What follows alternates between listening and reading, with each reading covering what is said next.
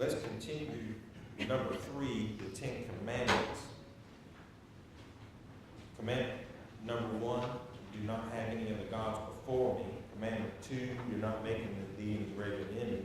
Commandment 3, do not take the name of the Lord thy God in vain. Commandment 4, remember the Sabbath day to keep it holy.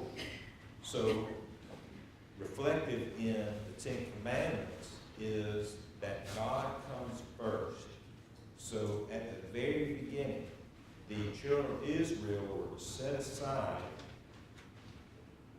time, set aside assets, set aside life, so that God would come first.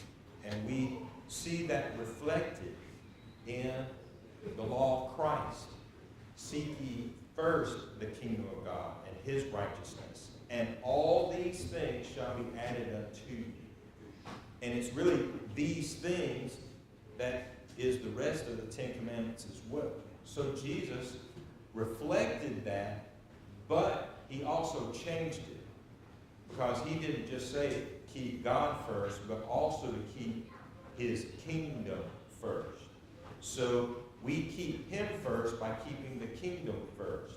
Well, what is the kingdom that to which he is referring? The kingdom is the church. And so we are to put the church first. Now, is the church the block and the wood and the pews and the carpet? Is that what the church is? If this building were to be burned to the ground in the next hour, would we still have the church? If everybody ran outside, we'd still have it. Because the people are the church.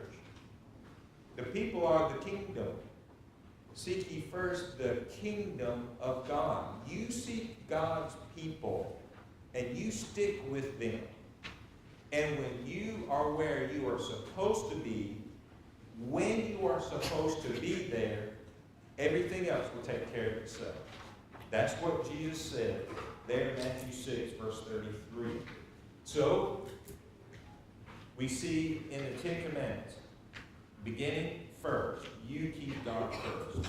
And then the rest is going to take care of itself. Let's look at the following 6. He says here in verse 12, Genesis 20, honor thy father and mother. Now this is the first commandment with promise, that thy days may be long upon the land which the Lord thy God giveth thee. When we look at our current, and it's not like this is the first time it's happened. It's not. By far, it's not. But we do see a big trend downwards in respect of authority. We see a big trend downwards with respect to parents, other authority figures.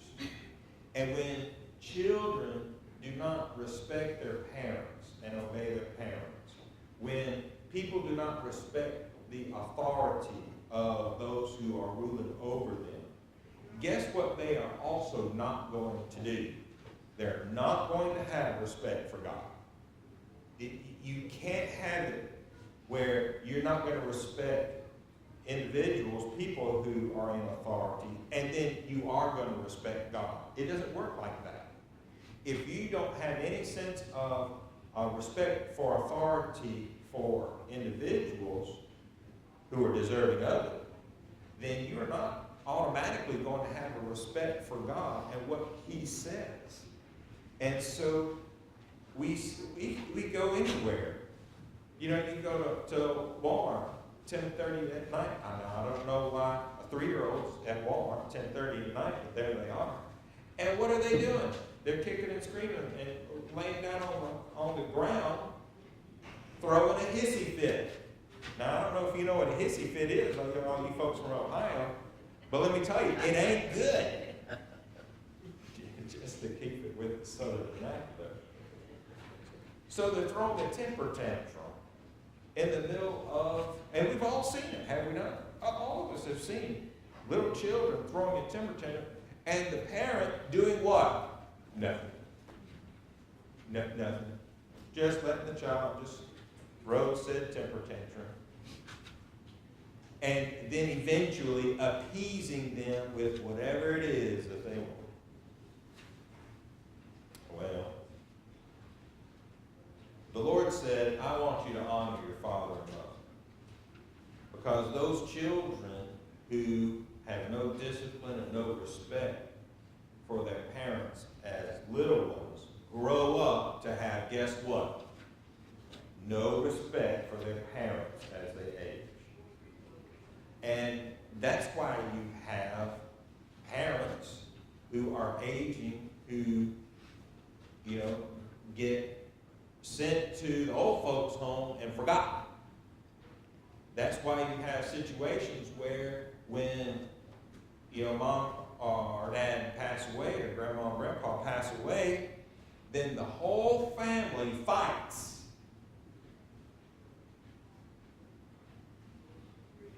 There's no respect. Zero. There's no obedience. And brethren and friends, that begins when children exit the womb. Young lady, this is a true story by the way, young lady brought her 12-year-old to a gospel preacher because a gospel preacher telling me this, by the way, several years ago. And the child was getting in trouble at school, so she brought her child to the preacher. Preacher, can you fix my child? I can't do anything with him. Well, how old's the child? 12. Well, you're 12 years too late.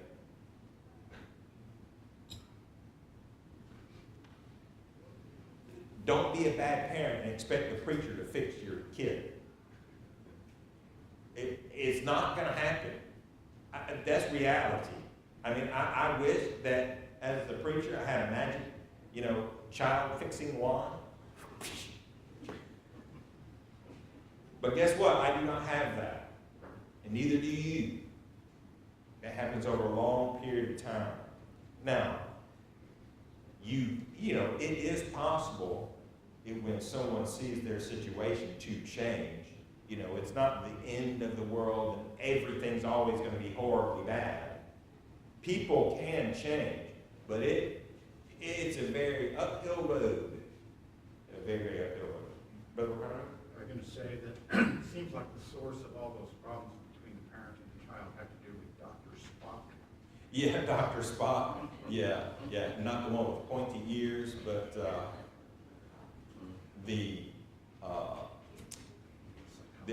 educate this. Yeah, he was a psychologist. He's a humanist, and he developed him and people like him developed from a modernist viewpoint. Oh well, you just need to talk to your child. Well, what's the Lord say about that? If you spare the rod, you spoil the child. If you do not beat your child, then you do not love him. Now, that just seems really wrong to us, doesn't it? And that seems like, of course, what he's saying is, you discipline your child, love him. Not everything, needs a swat or a belt or whatever, or a spoon, whichever. Not everything, goes to that. But eventually, every kid's going to need that somewhere along the way. Every kid's. And if you refrain from doing that, it's bad stuff. But notice he says that you may live long in the land. And so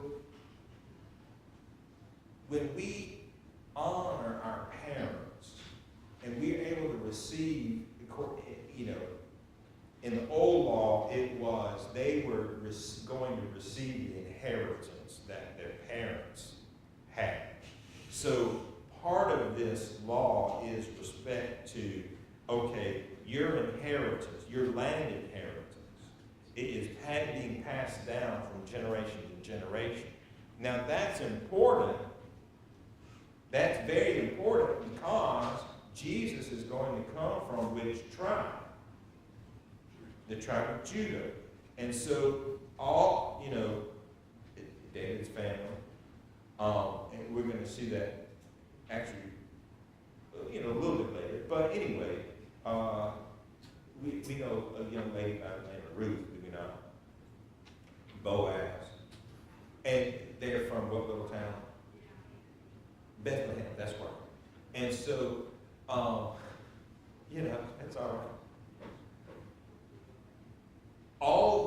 All that inheritance matters as you come down through the ages to get to the one who will be born in the city of David, and that is Jesus the Christ.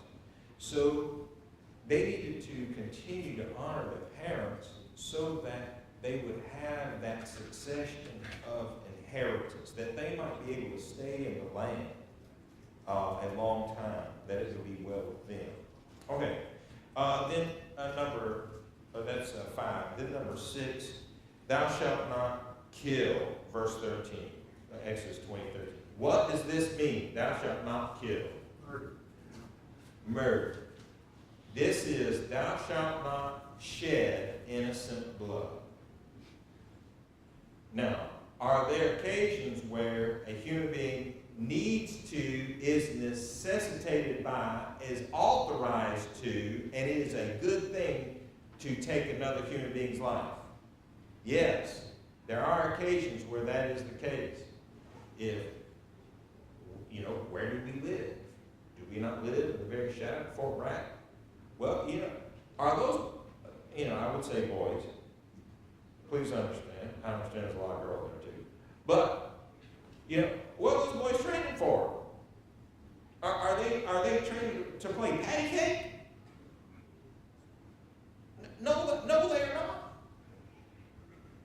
They are trained and training so that they can keep us free. That comes at a cost. That is a human cost. Do you know we have enemies out there? Did you know that? We do have enemies within, and unfortunately, some of them we let in. I know that's political. Okay, whatever. But it's still the truth, isn't it? It is. But we also have enemies without. And they are not going to stop unless they die. And so that's the only way you stop them. You must kill them. Because they hate you.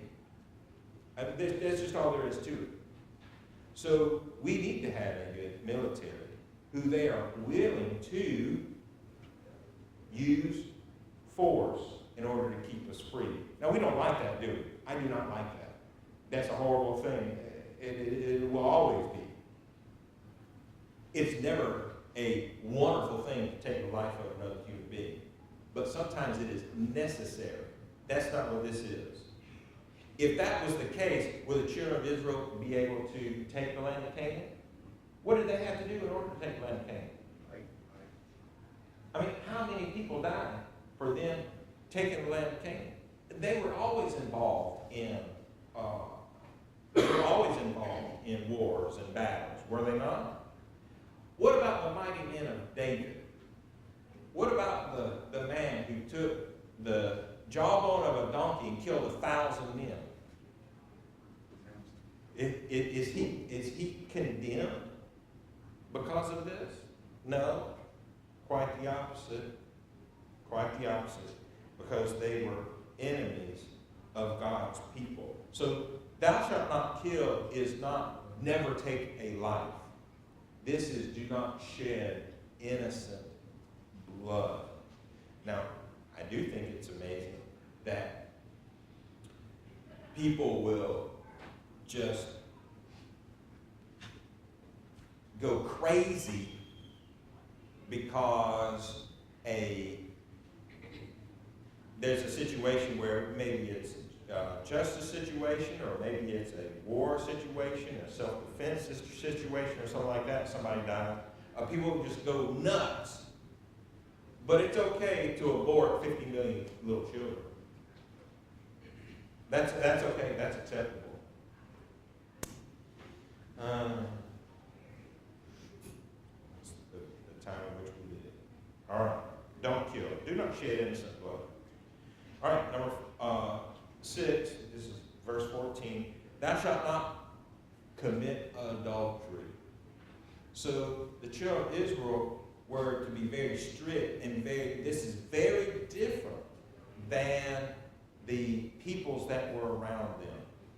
Fornication and adultery for the peoples that were around the children of Israel, it was so common, it was uncommon if you didn't do that. It was just, we were reading in our Bibles this week, and it's like these men are taking these ladies and whatnot, and to us, from our perspective today, and of course, everything in Genesis is before the law anyway. So they're taking wives, and fathers are giving their daughters in marriage, and all these kind of. To us, it's insanity. It's not. You're thinking, how did God even go through all of these kind of things? But that was a common situation in their day and time. That you would have, many times, of course, one man, and he would have essentially a harem. That was a normal situation.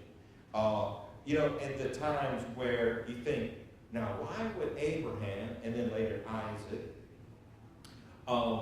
say that their wife was their sister? But because adultery was rampant, that's why.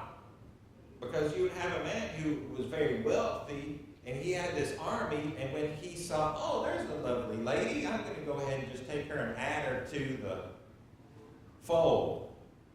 Well, if you had fewer men in your army than that person did, then guess what? You just lost a woman.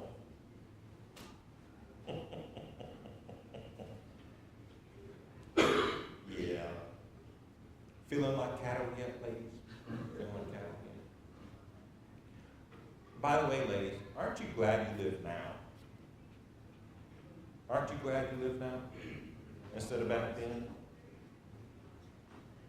I'm still not giving up on the arranged marriage situation, though. I'm still not giving up on that. No, that's going to happen. Don't commit adultery. Okay. Then, do not steal. This should be obvious, and yet what do we see? Then, all the time, people are just stealing. I want it. I covet it. I'm going to take it, even though it's not mine. And my gain is your loss, and that's okay. Just take advantage of people. Anytime you take advantage of someone, you are stealing from them in some sort of way. And so we're not to take advantage of individuals, and we're obviously not to take things that do not belong to us. And so they were not to do that. They were not to steal others' things. It's very difficult also, if you think about it, to lock your tent door. That's tough to do, isn't it? I understand. All right, number 16, or verse 16. Number next. Thou shalt not bear false witness against thy neighbor. Now, normally you would think, well, what does this have to do with anything? But the thing is that from really essentially the beginning, human beings have seen that, if I tell a lie about this situation, then that could benefit me in these ways. Do human beings think like that? Yes, they do.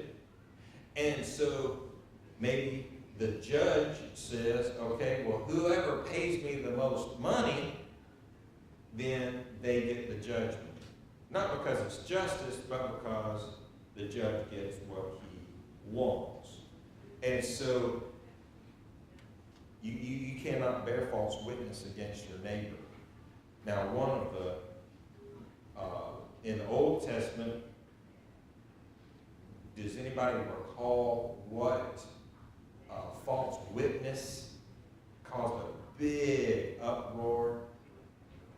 It was pretty big, actually. Anybody remember? Somebody wanted something, so they bore false witness. Remember? No? That's exactly right. Naboth and the vineyard. And the king's name was Ahab. Ahab. He pouted like a little boy. Jezebel said, I'm going to fix this for you. And she caused 2 men to break this law and bear false witness against Naboth. And so they killed him so that Ahab could get that piece of property. As a result, God brought judgment upon both Ahab and Jezebel. They didn't get to keep that piece of property very long, by the way. When they did that, that was very bad for them and their house. You know, God can stand for a lot of things, but again, when you take advantage of another human being, someone who basically is defenseless because you have borne false witness against them, God does not appreciate that.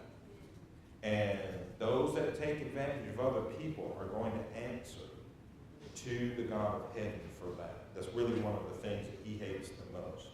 So, don't take a bribe. You know, whatever the situation is, don't pretend like you're going to get something if you bear false witness against your neighbor. Because you might, in the short term, get that thing. But in the long term, God's going to bring justice upon you. And obviously, you do not want that. Okay. Then, the 10th commandment is, thou shalt not covet thy neighbor's whatever it is. Do not want to steal whatever your neighbor has. Don't look over at your neighbor's tent. Don't look over at your neighbor's whatever situation and say, oh, I would really like to have that, and cause you to steal, cause you to bear false witness against, and again, as in the case of Ahab, Jezebel, Naboth, as, you know, don't do any of those things so that because you want to acquire what your neighbor has. Instead of being covetous, you are to be content. Content. And God gave each tribe, he gave each family of each tribe everything that they needed. And they were to be content with those things. So they were not to look at their neighbor's situation and want that situation, whatever it was, to want that situation instead of what God gave to them. All right, so those are the 10 commandments. The first 4 dealing with relationship between the people of God, and then the last 6 dealing with the relationships between one another. So there should be respect, reverence, and receptiveness toward God. And these things are the basis of the 10 commandments. So we are to respect God, his authority, as he gives the law. There should be a reverence for him, knowing that it's not the human judges that we have to worry about or really fear, but it is the judgment of God that we have to fear. And then be receptive, because maybe you don't agree with some of those, maybe they didn't agree with some of those things, but guess what? Just be receptive and obey them anyway, regardless of how you feel about those things. And so love, basically, they were to love God and love one another, which is obviously what the Lord said, to love the Lord your God with all your heart, all your soul, all your strength, This is the first and great commandment. And the second is like unto it. Love your neighbor as yourself. On these two hang all the law and the prophets. So let's respect, revere, and receive God and His Word. Number 5, although these were given to and for the Jewish nation and are not binding on us today, we, nevertheless, have the same kind of attitude toward God and man, summed up in Luke chapter 10 and verse 27. That we are to love God first, and then love man as ourselves, as we already looked at those things.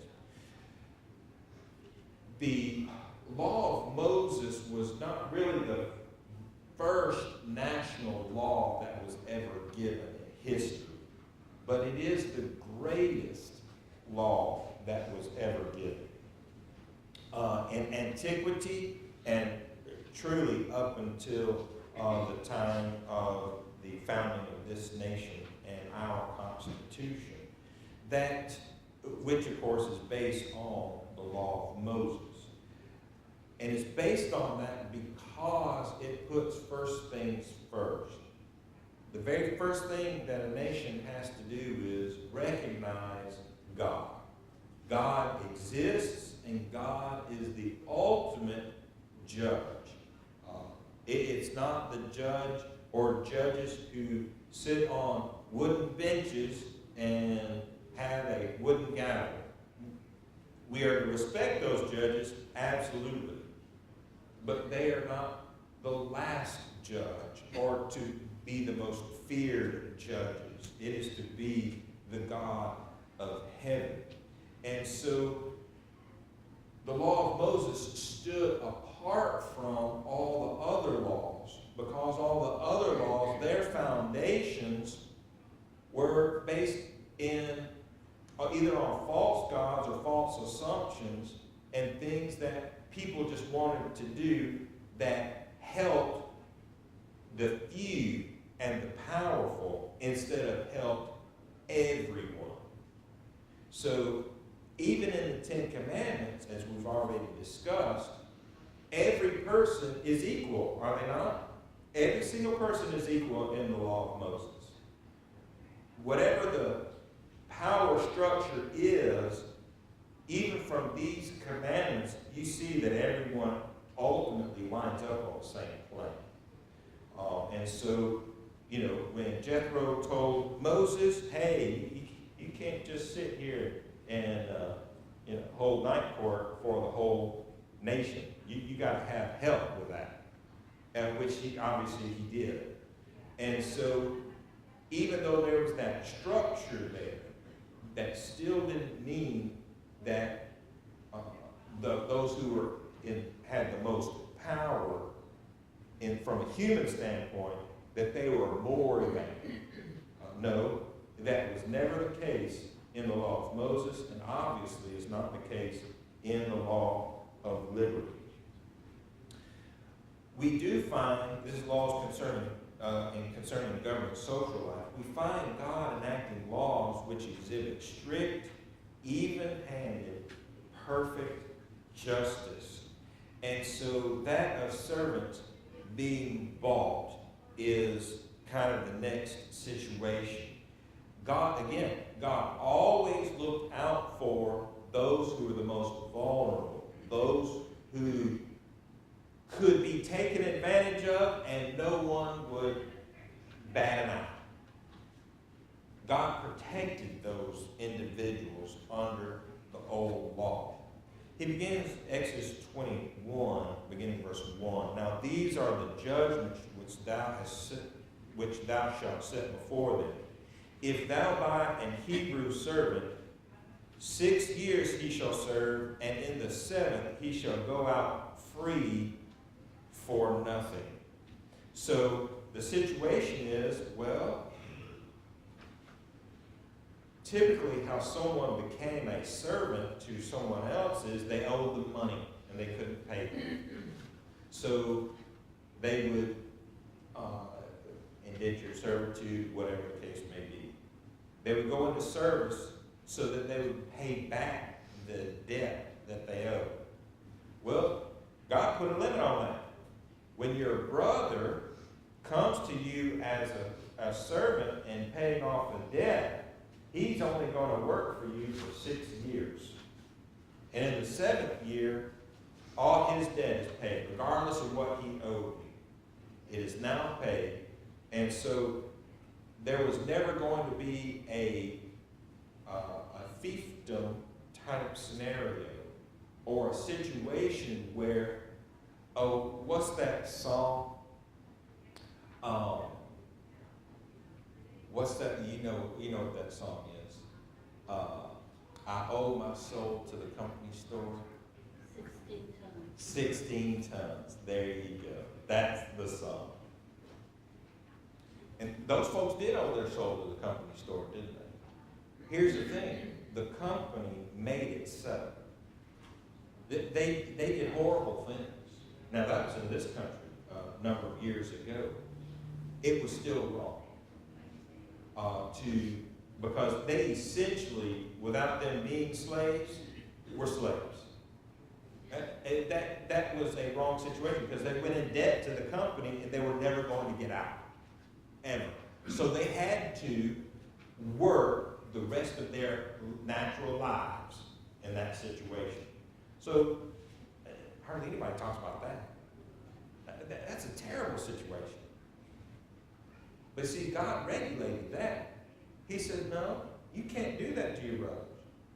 He said, if somebody's in debt, has worked for you for 6 years, in the 7th year, you let them go. They're now free, regardless of how much they owe you.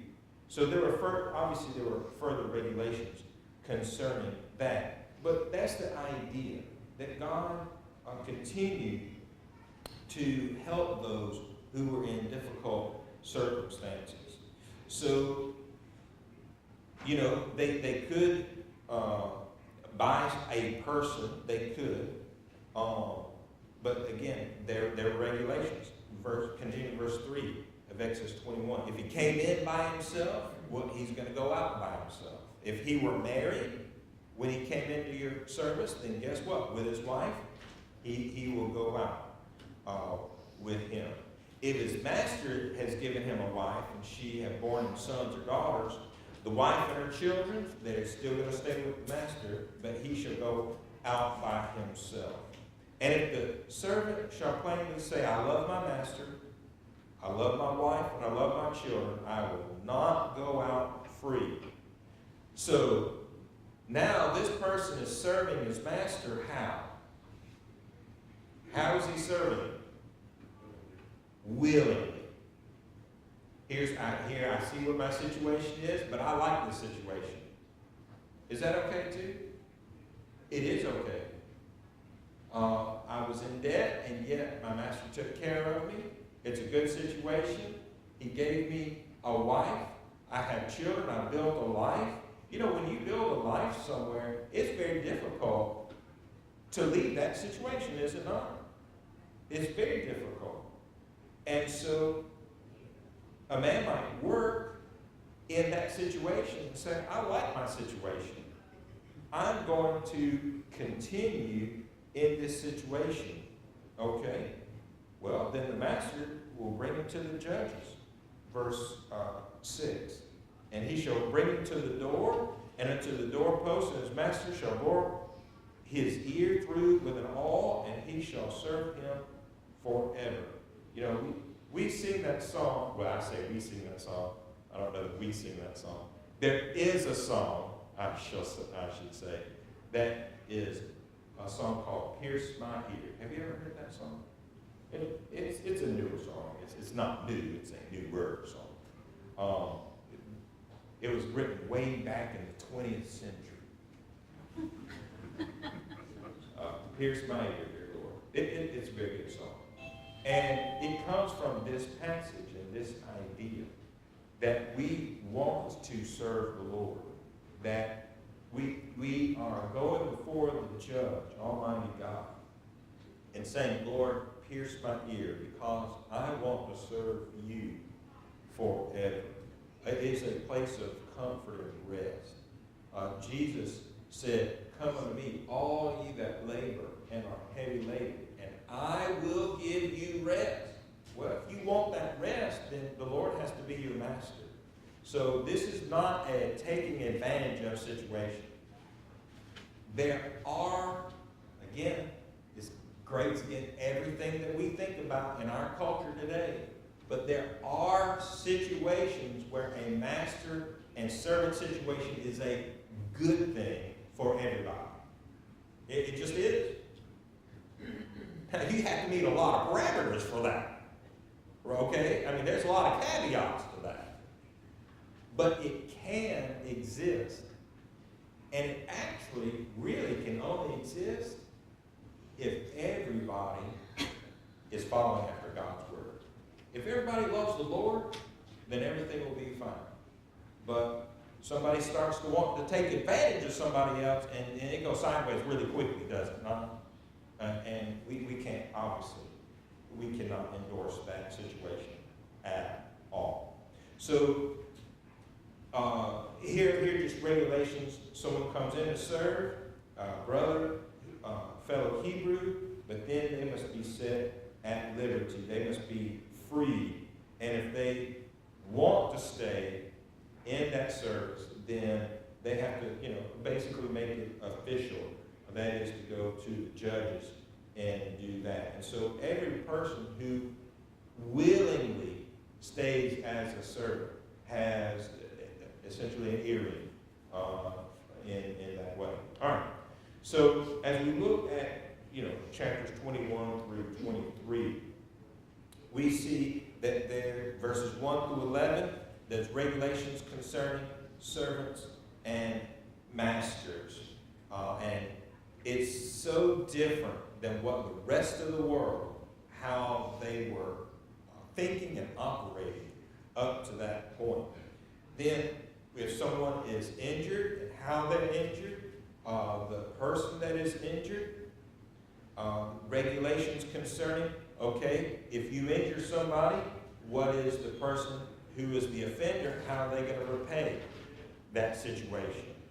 How are they going to make the person who is injured whole?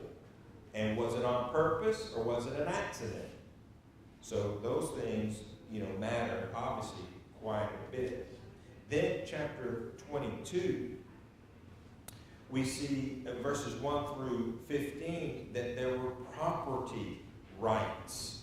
Because again, each tribe had their own plot of land that was, Joshua, of course, Moses didn't do it, Joshua did, so these are things that are not going to be really